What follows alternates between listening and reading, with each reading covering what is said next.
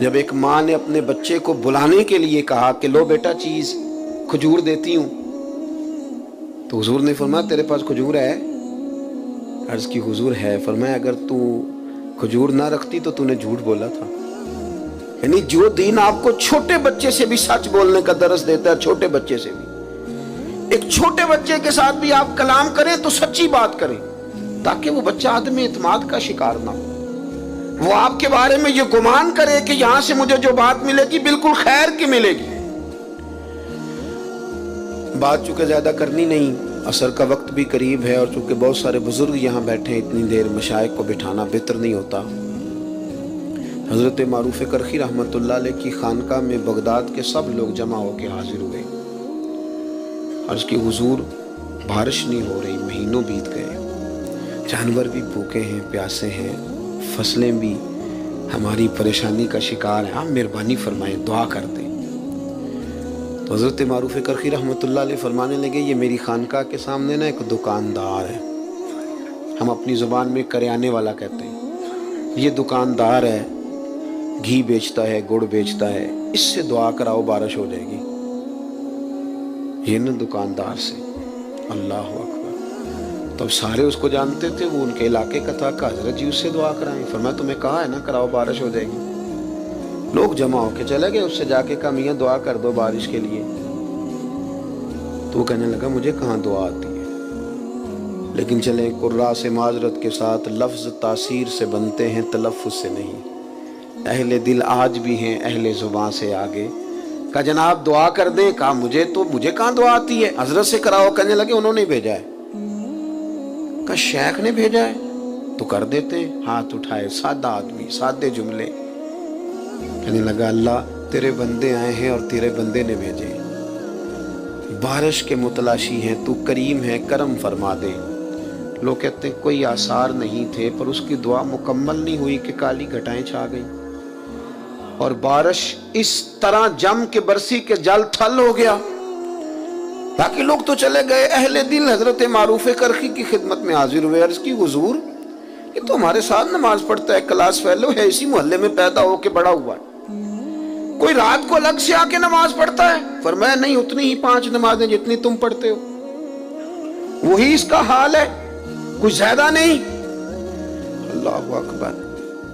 عرض کی حضور پھر کوئی تو خوبی ہوگی کہ قبولیت اس کی دعاؤں کی اتنی قریب ہے کہ وہ کشکول طلب پورا پھیلاتا بھی نہیں کہ رحمت برستی ہے، حضور کوئی بات؟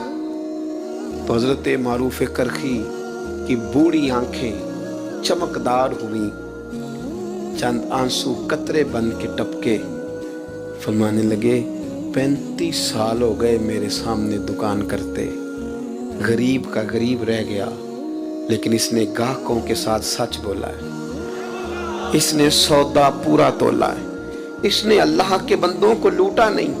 وہ جو 35 سال رب کی بات مانے نا، وہ جب ہاتھ اٹھا دے تو رب بھی مان لیا کرتا ہے، بس اتنی بات ہے۔ اس نے 35 سال دیانتداری سے وقت گزارا، اس کا دل صاف رہا، اس نے صفائی کے ساتھ ڈیوٹی کری۔ اب وہ جب ہاتھ پھیلاتا ہے تو مالک بھی قبول کر لیتا ہے۔ وہ میرے بھائی، اگر طبیعتیں اس طرح کی ہوں، لہجے اس طرح کے ہوں کہ ہم نہ بہت زیادہ پھیلنے کی بجائے محدود ہوں، لیکن سچے ہوں، کھرے ہوں، دیانت والے ہوں۔ تاریخ ہمیں بتاتی ہے کہ حضرت اسماء بنت ابی بکر صدیق رضی اللہ تعالی عنہ جب چلے گئے نا محبوب کریم علیہ السلام سیدنا صدیق اکبر کو لے کر غار ثور میں، تو ابو جہل کچھ لوگوں کو لے کے ان کے دروازے آیا، شور کیا اس نے۔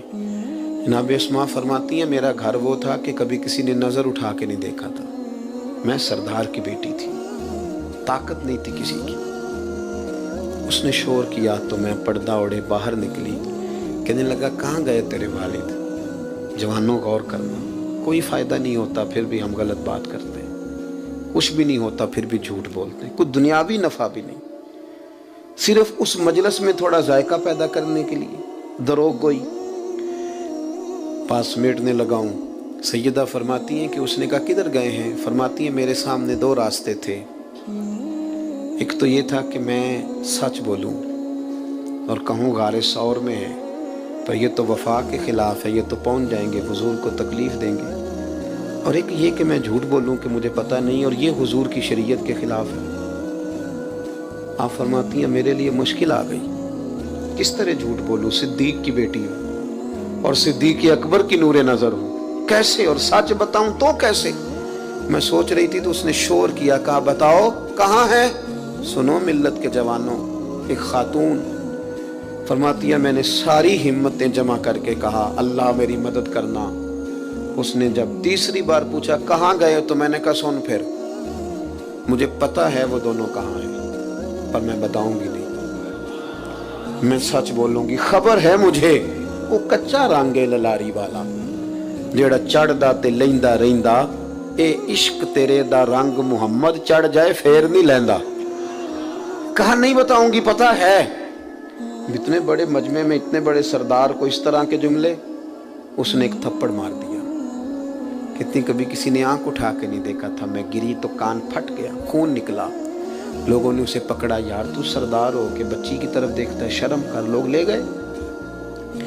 فرماتی ہیں اسی طرح میں نے کان لپیٹے۔ آج جو حاجی غار سور پہ جاتے ہیں وہ بعد میں آ کے میری طرح ڈینگے مارتے ہیں کہ ہم ہو آئے، ہم چلے گئے تھے، حالانکہ راستہ بن گیا، راستے میں کئی جگہ بیٹھنے کا بندوبست ہے، لیکن اس وقت جانا اور رات کو جانا اور اتنی مشکل سے جانا۔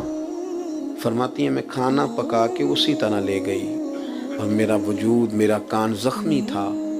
جب میرا چہرہ پردے میں لپٹا ہوا دیکھا تو میرے والد پریشان ہوئے، بیٹے کیا ہے؟ میں نے کہا کچھ نہیں، کھانا کھائیے۔ اور جب وہاں انداز اور طرح کا ہو گیا، پریشانی بڑی، تو محبوب بولے کہ اسماء بتاتی کیوں نہیں؟ کہتی ہیں میں نے وہ کپڑا ہٹایا تو خون پھر بہنے لگا۔ عرض کی یا رسول اللہ، معاملہ یہ تھا کہ سچ بھی بولنا تھا، وفا بھی بچانی تھی۔ حضور میں نے دونوں چیزیں بچائیں، تھوڑی تکلیف آئی پر دونوں چیزیں بچ گئیں۔ ہلکے سے آنسو حضرت صدیق اکبر کے نکلے، قربان جائیں، حضور نے خود اپنے ہاتھوں سے صاف کر دیے۔ ایک واری میری آنکھیاں چوں انہاں نے اتھرو پونجے سن، ہن تے چسکا پہ گیا رونے دا، تے ہر ویلے آہو زاری دا۔ محبوب کریم نے تسلی دی اور پھر ہاتھ اٹھا کے کہا اللہ میں ابو بکر سے راضی ہوں، تو بھی سے راضی ہو جا، میں راضی ہوں تو راضی ہو جا۔ اپنے زبان پر آپ نے اصلاح معاشرہ نام رکھا تو قرآن کہتا ہے تم سیدھی بات کرو، یصلح لکم اعمالکم، اللہ تمہارے اعمال سنوار دے گا۔ اللہ تعالیٰ اہتمام کرنے والوں کو، آنے والوں کو برکات